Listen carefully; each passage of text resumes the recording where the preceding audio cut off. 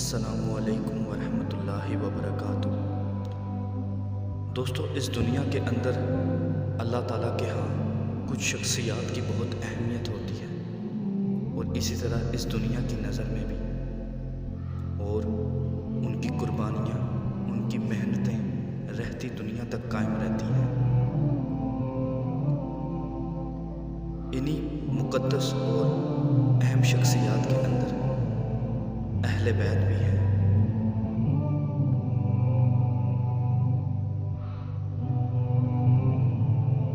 اہل بیت کا بہت خاص مقام ہے، اور جیسے کہ قرآن کے اندر اور کئی احادیث کے اندر ان کی شان اور ان کی اہمیت واضح کی گئی ہے۔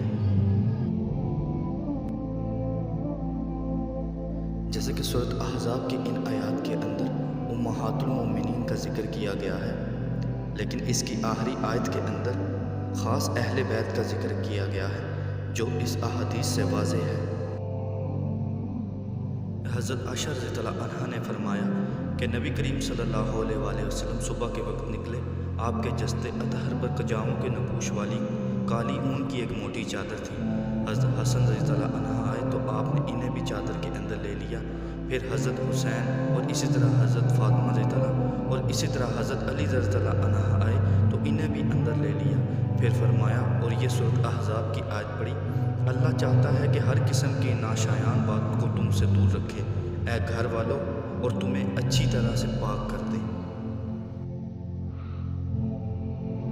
اسی طرح صحیح مسلم کے اندر 4 احادیث اور مشکات المصابیح کے اندر کہ کچھ تابعین جب چند صحابہ اس دنیا میں رہ گئے تھے تو اس شوق سے آتے ہیں کہ ہم ان سے احادیث سن سکیں، تو حضرت زید بن ارقم رضی اللہ عنہ کے پاس آتے ہیں اور کہتے ہیں کہ آپ نے رسول صلی اللہ علیہ وآلہ وسلم کے ساتھ وقت گزارا ہے، ہمیں کوئی احادیث سنائیں۔ انہوں نے کہا کہ میں بوڑھا ہو چکا ہوں، لیکن جو چند احادیث مجھے یاد ہیں، انہوں نے ان میں سے ایک غدیر خم والی حدیث سنائی کہ رسول صلی اللہ علیہ وآلہ وسلم ایک دن مکہ اور مدینہ کے درمیان واقع ایک پانی کے کنارے جسے خم کہا جاتا تھا، ہمیں خطبہ دینے کے لیے کھڑے ہوئے۔ آپ نے اللہ کی حمد و ثنا کی اور واعظ و نصیحت فرمائی، پھر فرمایا، اس کے بعد کے لوگوں سن رکھو کہ میں ایک انسان ہوں، قریب ہے کہ اللہ کا قاصد اس کا بلاوا لے کر میرے پاس آئے گا اور میں لبیک کہوں گا۔ میں تم میں 2 عظیم چیزیں چھوڑ کر جا رہا ہوں، ان میں سے پہلی اللہ کی کتاب جس میں ہدایت اور نور ہے، تو اللہ کی کتاب کو لے لو اور اسے مضبوطی سے تھام لو۔ اور آپ نے کتاب اللہ پر زور دیا اور اس کی ترغیب دلائی۔ پھر فرمایا، اور میرے اہل بیت میں اپنے اہل بیت کے معاملے میں تمہیں اللہ یاد دلاتا ہوں، میں اپنے اہل بیت کے معاملے میں تمہیں اللہ یاد دلاتا ہوں، میں اپنے اہل بیت کے معاملے میں تمہیں اللہ یاد دلاتا ہوں۔ حسین نے ان سے کہا، زید، آپ صلی اللہ علیہ وسلم کے اہل بیت کون ہیں؟ کیا آپ کی ازواج آپ کے اہل بیت نہیں؟ انہوں نے کہا، آپ کی ازواج آپ کے اہل بیت میں سے ہیں، لیکن آپ کے اہل بیت میں ہر وہ شخص شامل ہے جس پر آپ کے بعد صدقہ حرام ہے۔ اس نے کہا، وہ کون ہے؟ حضرت زید رضی اللہ عنہ نے کہا، وہ آل علی، آل عقیل، آل جعفر اور آل عباس ہیں۔ اس نے پوچھا، یہ سب صدقے سے محروم رکھے گئے ہیں؟ کہا، ہاں۔ اسی طرح صحیح مسلم کی ایک اور احادیث کے اندر یہ الفاظ ہیں کہ آپ کے اہل بیت کون ہیں؟ صرف آپ کی ازواج؟ انہوں نے کہا، نہیں، اللہ کی قسم، عورت اپنے مرد کے ساتھ زمانے کا بڑا حصہ رہتی ہے، پھر وہ اسے طلاق دے دیتا ہے تو وہ اپنے باپ اور اپنی قوم کی طرف واپس چلی جاتی ہے۔ آپ صلی اللہ علیہ وآلہ وسلم کے بعد آپ کے اہل بیت وہ بھی ہیں جو آپ کے خاندان سے ہیں، یعنی کہ آپ کے رشتہ دار جن پر صدقہ حرام ہے۔ اسی طرح صحیح مسلم کی ایک اور حدیث جسے میں آدھا بیان کر رہا ہوں کیونکہ اس وقت ٹاپک اہل بیت کی شان کے متعلق ہے، آپ یہ حدیث چیک کر سکتے ہیں۔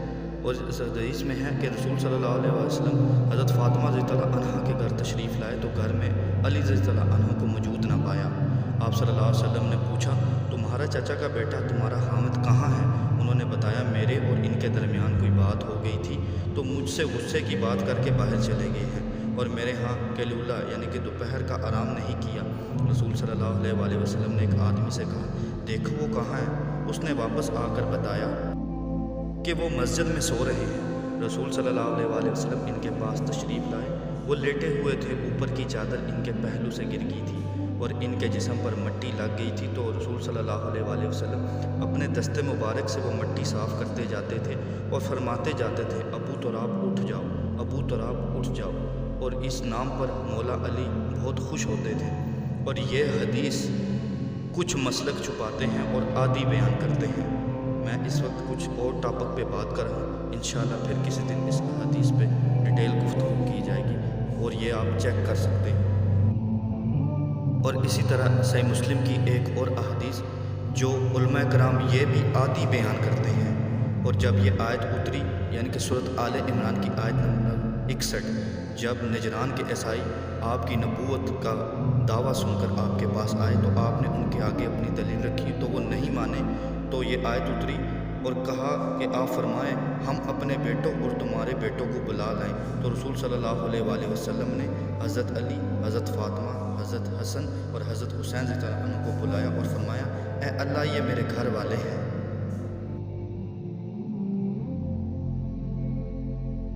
اسی طرح جامعہ ترمذی کی احادیث کے اندر آپ صلی اللہ علیہ وسلم نے فرمایا کہ یہ ایک فرشتہ تھا جو میرے پاس آیا جو اس سے پہلے کبھی زمین پر نہیں اترا۔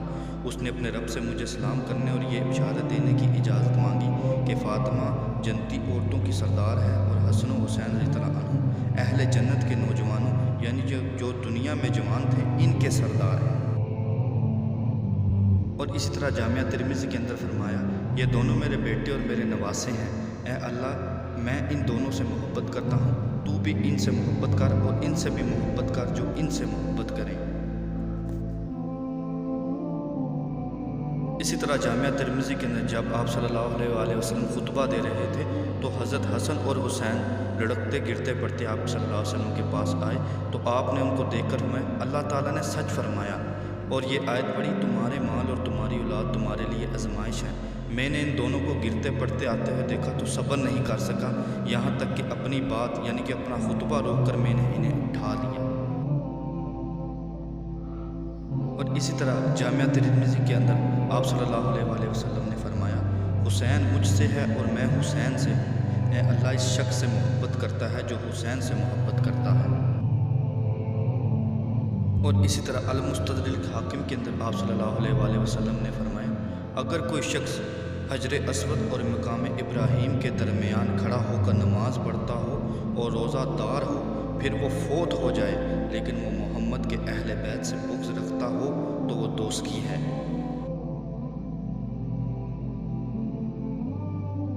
اور اسی طرح المستدرک حاکم کے اندر حضرت ابو سعید خدری رضی اللہ عنہ فرماتے ہیں رسول صلی اللہ علیہ وسلم نے ارشاد فرمایا اس ذات کی قسم جو شخص میرے اہل بیت سے بغض رکھے گا اللہ تعالیٰ اسے دوزخ میں ڈالے گا۔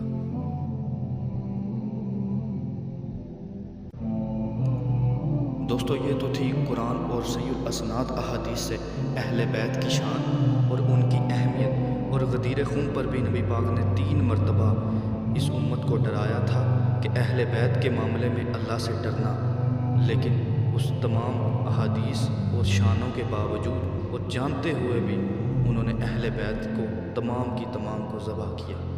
اور یہ بھی کہ اہل بیت کون ہیں اور کن کو کہا گیا، امہات المومنین بھی اہل بیت میں شامل ہیں، لیکن غدیر خون پہ اور یہ تمام احادیث خاص ان اہل بیت کے لیے تھا جن کے لیے ڈرایا گیا تھا اور جن کے ساتھ واقعہ کربلا کے اندر ظلم و ستم ہوئے۔